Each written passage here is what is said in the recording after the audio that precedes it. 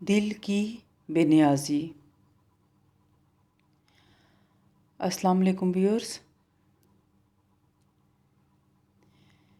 एक मर्तबा एक साइल ने हज़रत अली करमल्लाहु वजहो अल करीम से सवाल किया कि पाकीज़ा तरीन अमल कौन सा है।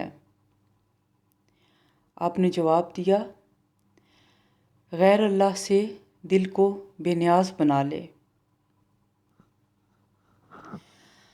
दाता गंजबख्श सैयद अली हजवेरी रहमतुल्लाह अलैह हज़रत अली के इस कौल की वजाहत में कश्फुल महजूब में फरमाते हैं कि और वो शख्स जिसका दिल अल्लाह ताला के साथ रहने को अमीरी तसव्वुर करता हो, दुनियावी माल के मैसर ना होने की वजह से किसी का मोहताज नहीं हो सकता और ना उस माल का मैसर आ जाना उसकी मुसरत का बाइस हो सकता है।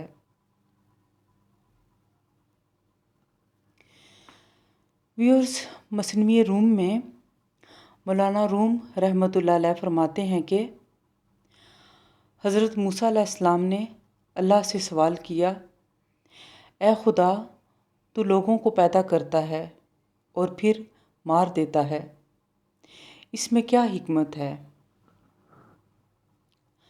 अल्लाह ताला ने जवाब में हज़रत मूसा अलैहिस्सलाम को हुक्म दिया कि खेती बो दो।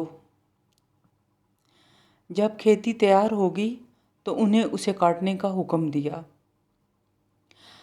हज़रत मूसा अलैहिस्सलाम से पूछा कि तूने खुद खेती बोई और फिर उसे क्यों काट डाला।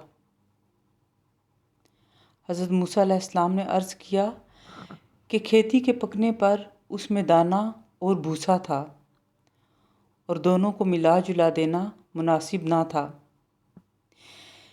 हिकमत का तकाजा यही था कि दोनों को अलग अलग कर दिया जाए। अल्लाह ताला ने पूछा कि ये अक्ल तुमने कहाँ से हासिल की। हज़रत मूसा अलैहिस्सलाम ने कहा कि ये दानिश और अक्ल आपकी अता करदा है। अल्लाह ने फरमाया, फिर ये दानिश मुझ में क्यों ना होगी। देखो, इंसान की रूहें दो किस्म की हैं, एक पाक एक नापाक। ये सब इंसानी जिस्म एक रुतबे के नहीं हैं। किसी जिस्म में मोती जैसी रूह है और किसी में कंच की पोत की तरह की। व्यूअर्स, कंच की पोत से मुराद सांप के मुंह में पाई जाने वाली जहर की थैलियां हैं। इन रूहों को एक दूसरे से अलहदा कर देना मुनासिब है, जिस तरह गेहूं को भूसे से, ताकि नेक रूहें जन्नत को चली जाएं और बुरी दोज़ख को।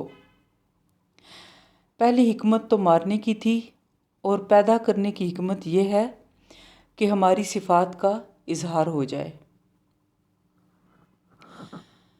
हदीस कुदसी है कि मैं एक पोशीदा ख़जाना था, मैंने चाहा कि मैं पहचाना जाऊं, लिहाजा मैंने मखलूक को पैदा फरमाया।